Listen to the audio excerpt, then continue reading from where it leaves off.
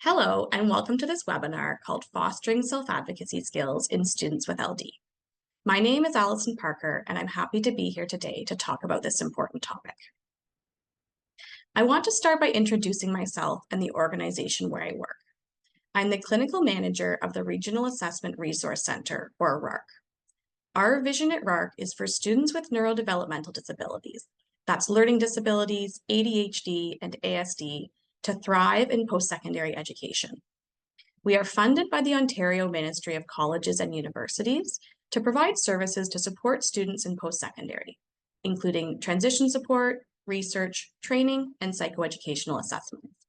We are located in Kingston, Ontario at Queen's University, and we provide services to post-secondary institutions all across Southern Ontario. And we also have several online transition programs that are open to students and families anywhere in Ontario. We're really happy to be partnering with the LDAO for this webinar. When RARC first opened just over 20 years ago, one of the main focuses was updated psychoeducational assessments for post-secondary students with learning disabilities. College and university students with LD need an updated assessment for them to understand how they learn and for accessibility services staff to be able to plan academic accommodations for those students. But what we know about our students with LD is that it's more than just needing some accommodations. There are other pieces to that puzzle for our students. Learning skills, study skills, independence, executive functioning, self-advocacy. These are all skills that are essential to their success in and out of school, and all skills that our students may struggle with. And not only do we want to see these students succeed in post-secondary, we need them to get there in the first place. Over the years at RARC, we've developed several transition programs that start before post-secondary school. Some that start in grade 11 or 12, and also some that start in grade 7 and 8, because it takes time to build and develop these skills that are so essential to that eventual success at college and university. We focus on many things in those transition programs, and in this webinar, I'm going to be focusing specifically on self-advocacy for students with learning disabilities throughout elementary and secondary school. Here are the topics I'll cover in this 30-minute session. What is self-advocacy and what it means for a student to be a self-advocate? What are the barriers and building blocks to advocacy? We'll discuss the advocacy continuum and concept of shared advocacy.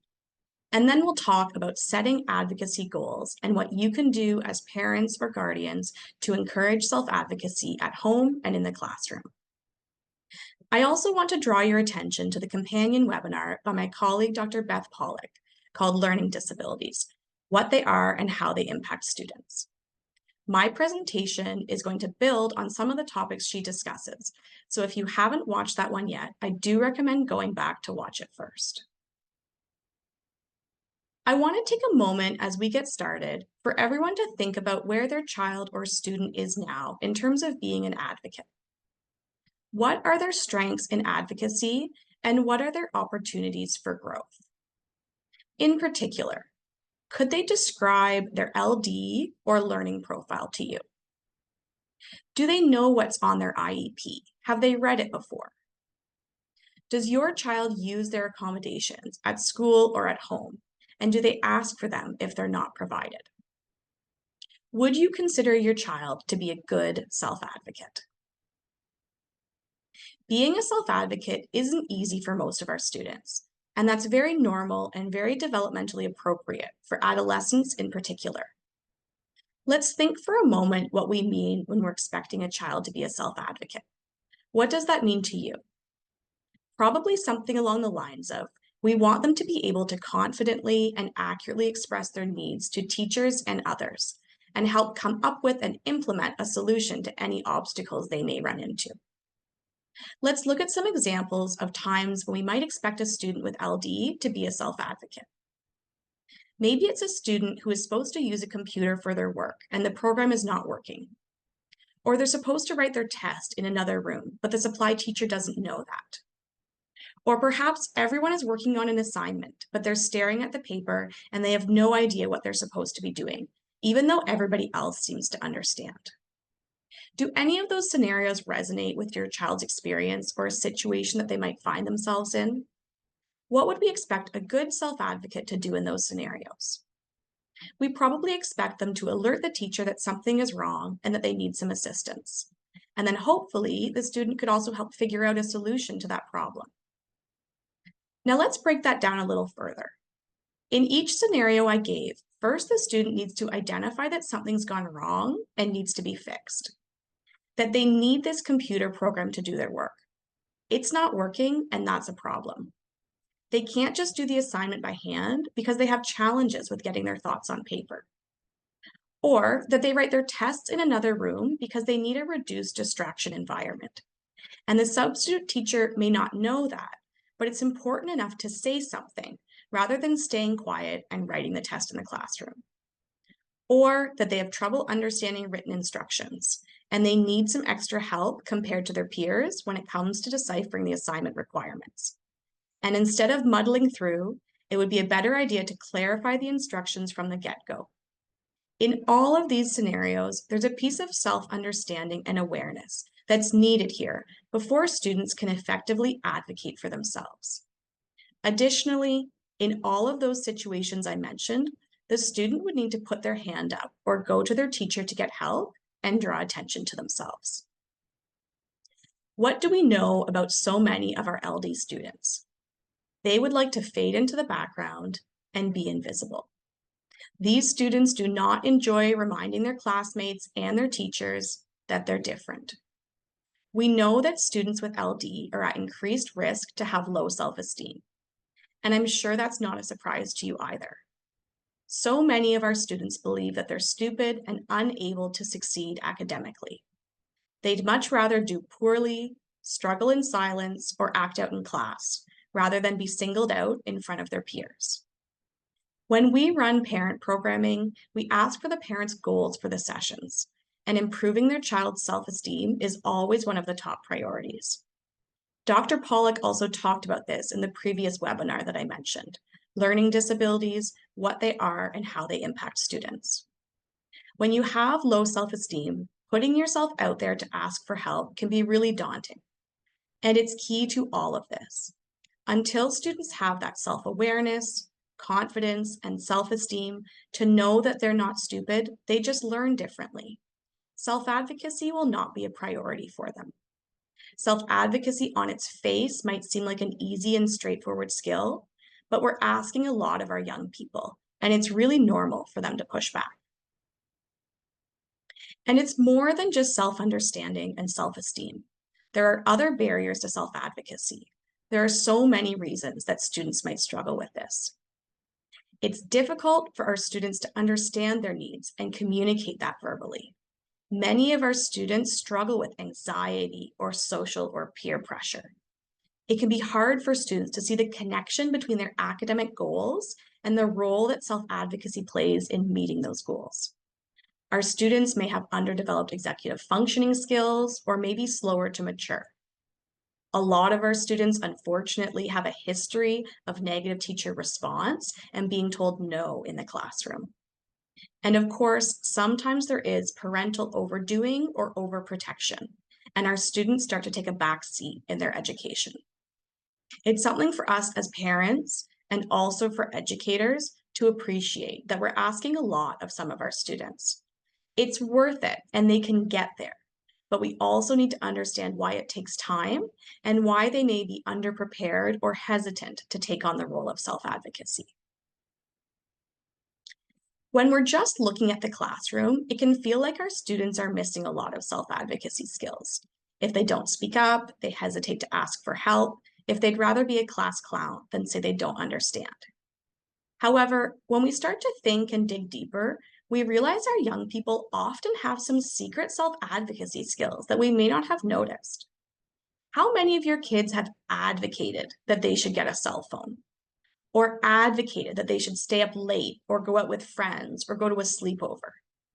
Or that they don't want to eat this for dinner or do those chores, or they want to spend all day Saturday playing video games? A lot of our children are actually pretty good at asking and arguing for what they want, which ties back to the self-confidence piece. Most students don't want to stick out as different from their classmates. For so many of our students, school is not necessarily a fun place to be. Learning is tough, they struggle to keep up with their peers, and what looks easy for everyone else is really hard for them. So many of our LD students believe themselves to be stupid and unable to learn. We want them to understand they're not stupid or lazy. They just learn differently. We can talk about their diagnosis and give them words and understanding as to why some academic skills are harder for them than others. We can teach them how accommodations address those specific impairments by giving them another way to approach a task. It's not cheating, it's just using a different strategy. We also want to make sure our students are experiencing some success in the classroom, that they see themselves as academically capable. As they develop their understanding and confidence in themselves, see themselves as able to succeed academically, they can start to connect the dots and understand why these accommodations are there and how they help. With that confidence and success, most students find that it feels better to get an A or a B and really master a concept, even if you stick out a little bit, rather than struggle and not know what's going on. As that starts to happen, that our students start to want these supports and accommodations in place, that it's worth it for them to speak up for themselves, it becomes a bit easier to be that self-advocate. So let's start by looking at the building blocks. What do we need in place to develop self-advocacy skills? We need that self-understanding and confidence piece that I've been talking about. We need positive teacher relationships, and we also need practice. Students need repetition and practice with these skills.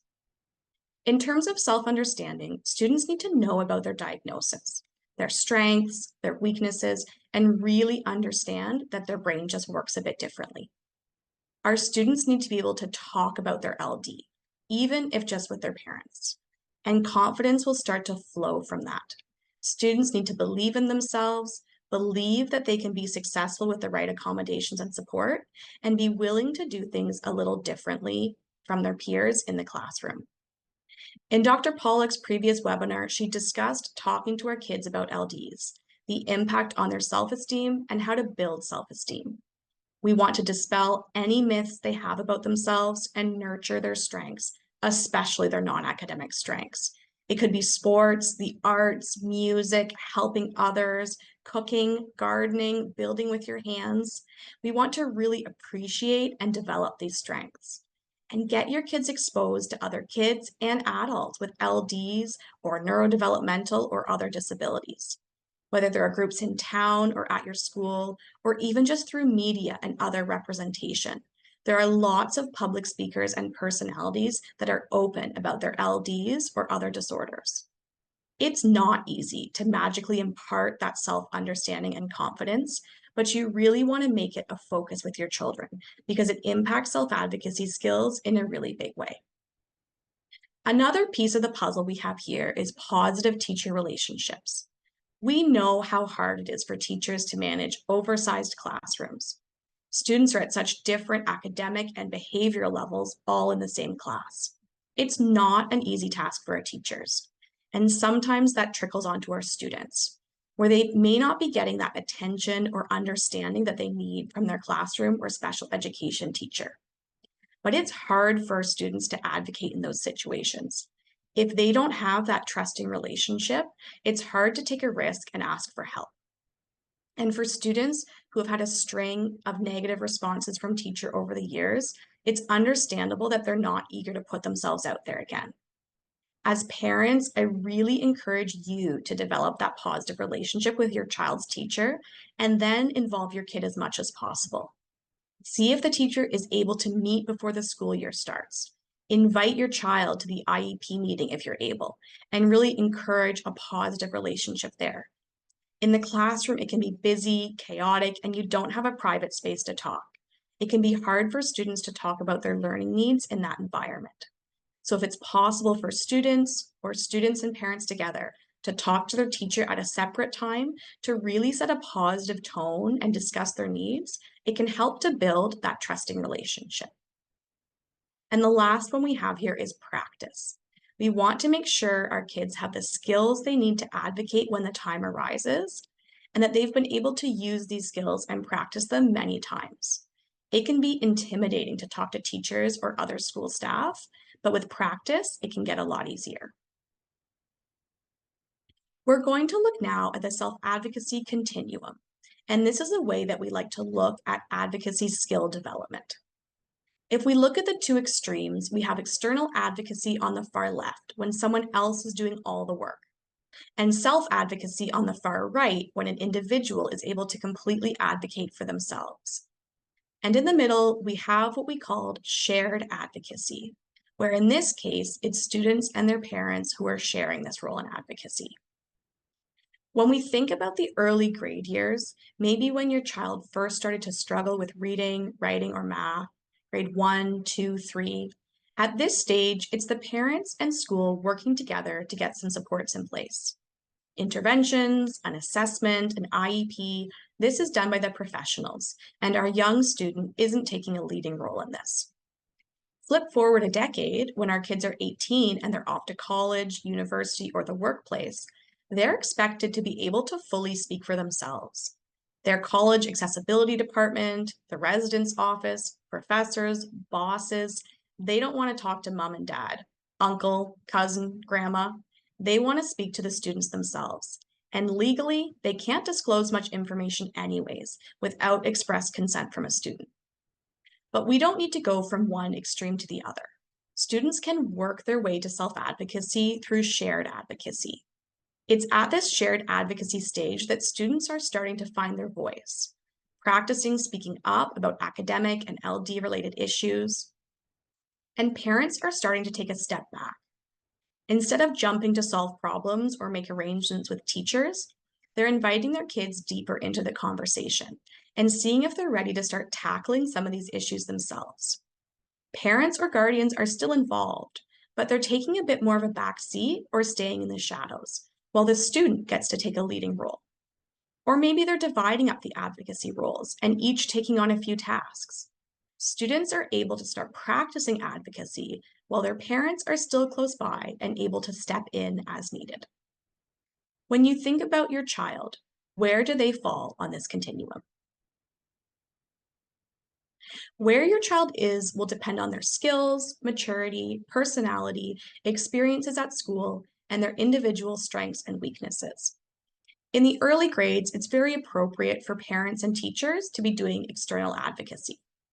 By grade 7 or 8, developmentally, it would be appropriate for students to be in the middle of the continuum at shared advocacy, where they're doing maybe half the work of advocating and parents are doing the other half. Your grade 7 or 8 child may not be there yet, but it's a reasonable goal for most students at that age to be working towards. And throughout high school, students can be working to being self-advocates, that by the time they graduate grade 12, they've already had a year or two of practice in that role. Now, what do shared and self-advocacy look like, and how do you know if your child is ready? Here are some readiness markers you might see that tells you your child is ready to take on shared advocacy goals. If they are aware of their diagnosis, strengths, and weaknesses. They may not be able to tell it back to you or explain it to someone else, but they've had conversations about it. If they've read their IEP, there's lots on there that they don't need to remember or may have questions about, but they've seen it, they've read it, and they've had a chance to ask about it. If your child understands why they have accommodations and generally uses them without complaint. If they can ask for help from a trusted teacher, classmate, or peer. And if there's a problem at school, they can let their parents know. They're not necessarily ready to deal with it themselves in the moment, but they can let you know after the fact so that you can help solve it. These are not the only things that mean a student is ready for shared advocacy, but it's a good place to start. And if your child doesn't meet these criteria, then you may want to plan some goals and conversations around this to help get them ready. If your child is ready to take on shared advocacy, here are some goals you can work on together. For your child to be able to know and name their diagnosis, as well as some strengths and weaknesses. For them to be able to use their most frequent accommodations without reminders. This often means using assistive technology, different learning strategies, and asking to take breaks if they're getting distracted. For your child to be able to meet with a new teacher at the start of term to talk about their IEP. We get our grade 9 students to do this in our transition program, and it works really well. Teachers are almost always happy to meet with a student and generally quite impressed that students know about their IEP and their accommodation needs. The last one we have here is being able to give feedback about your IEP or accommodations that are working or not working. This can be in conversation with parents, or students can write a note or even make notes directly on the IEP that can be passed along to the teacher. Now, let's fast forward a few years once we've met all these goals and look at self-advocacy readiness. After a student has worked towards shared advocacy, they may be ready to move on to self-advocacy. What might that readiness look like? It would mean that they know their diagnosis and learning profile in more depth. They're able to explain to teachers or other people about their strengths, weaknesses, and what's on their IEP. That they're comfortable with their peers knowing they have a learning disability. Being a self-advocate sometimes means advocating in front of others. So having the comfort level and confidence to do that is important. Like in shared advocacy, they need to know when there's a problem and something has gone wrong. But now at this stage, they're able to address it themselves in the moment. Which leads to the next one, that they can ask for help from anyone. Not just trusted peers and teachers, but a supply teacher, new classmates, student teachers, and other teaching staff. This is not an exhaustive list. There are lots of different skills that form the foundation for self-advocacy. But these are the sorts of building block skills students need to rely on to be self-advocates. Not all students are ready to do this in early high school, but it's certainly something they can be working toward. And here are what some goals might look like around self-advocacy. Attending an IEP or accommodation meeting. When students go to college or university, they'll be meeting with an accessibility advisor in order to arrange their accommodations, and this is great practice for that. Reading your own assessment report. Most students will need a reassessment for college and university, and they'll be 18. That is their medical information, so it's good to have practice reading it over and being able to ask questions about it. Scheduling and attending appointments with school staff. Guidance counselors, resource teachers, post-secondary planning appointments, whoever it may be, for students to be able to take control of their educational journey. And I also have on here the goal of being able to respond to peers or classmates who may ask about your LD or using accommodations. Of course, this is private information and students don't need to disclose this to anyone. But that being said, classmates are observant. They may ask why a student writes an exam in a different room or uses a computer, even if it's asked with the best of intentions. So it's useful for students to start to think about how they want to respond and how much information they want to give, and maybe even write out a script for how they want to handle those conversations when they arise. Are there other goals you'd put on the list for shared or self-advocacy? At this stage, we've talked about barriers and building blocks for self-advocacy and the self-advocacy continuum and some reasonable goals for our students. What can you do as parents or guardians to help achieve those goals and encourage your children to be self-advocates? One of the places you can start is self-advocacy at home. Part of this is because it's generally a safe place to practice advocacy skills, but also as parents and family members, that's where you are. You have limited control over what's happening in the classroom, but you can set up an environment at home that encourages and promotes self-advocacy, where students can practice skills and take them into the classroom. We know that many of our kids are already good at asking for what they want. See what you can do to harness that and translate those skills into other areas. Students can hone their advocacy skills on non-school related things, like in social situations with friends and family members, or in sports or other clubs. They can practice on others, speaking up and talking to authorities, ordering food at a restaurant, making a doctor or dentist appointment, These are all great ways to practice finding your voice. If they have a topic they want to discuss with a teacher, you can role play a conversation at home and practice how it might happen. You can also practice school-related advocacy on things like homework time. Homework is often a hot topic in families, and especially for students with LD, who often take more time to complete projects and homework.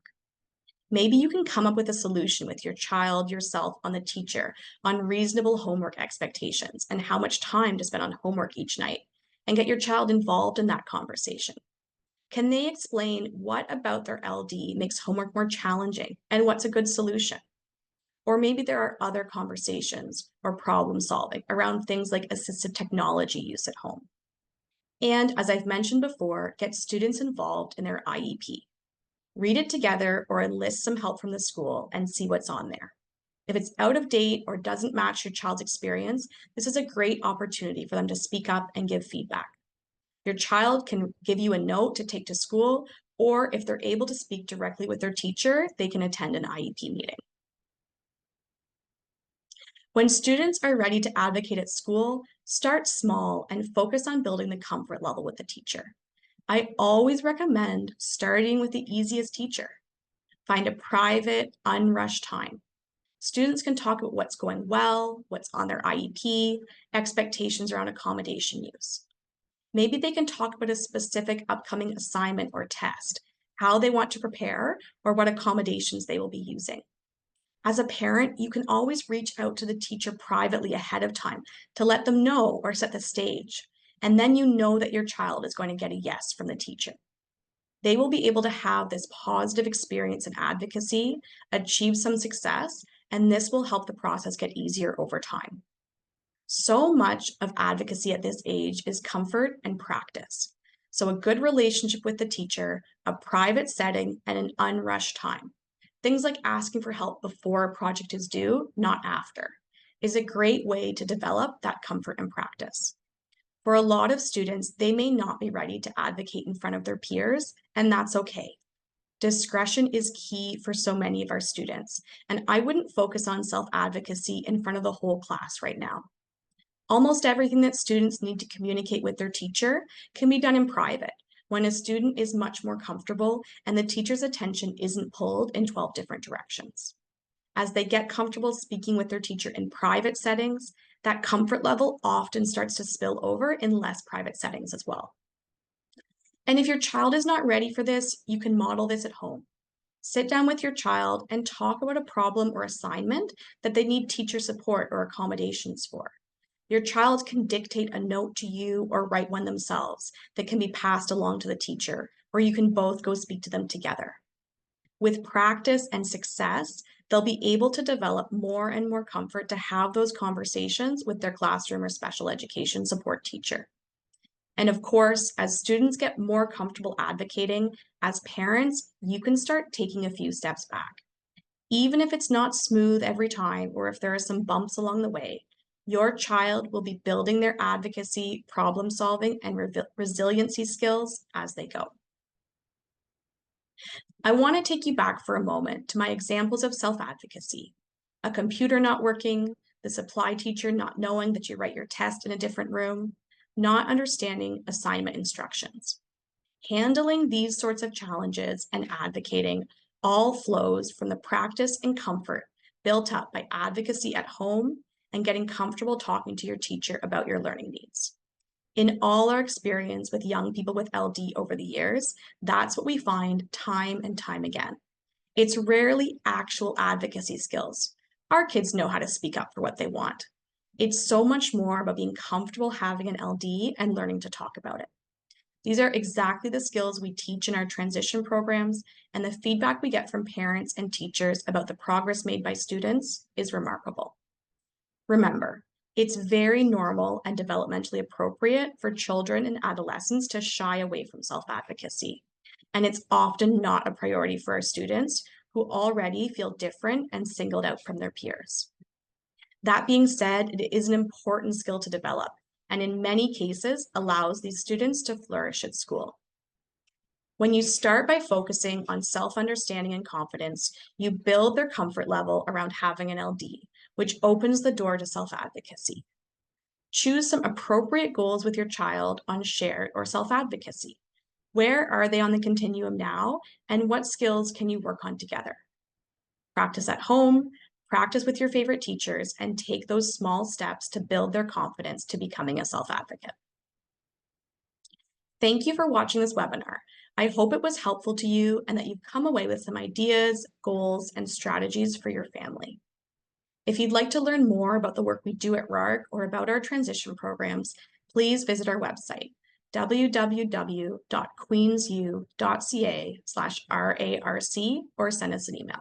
Thank you.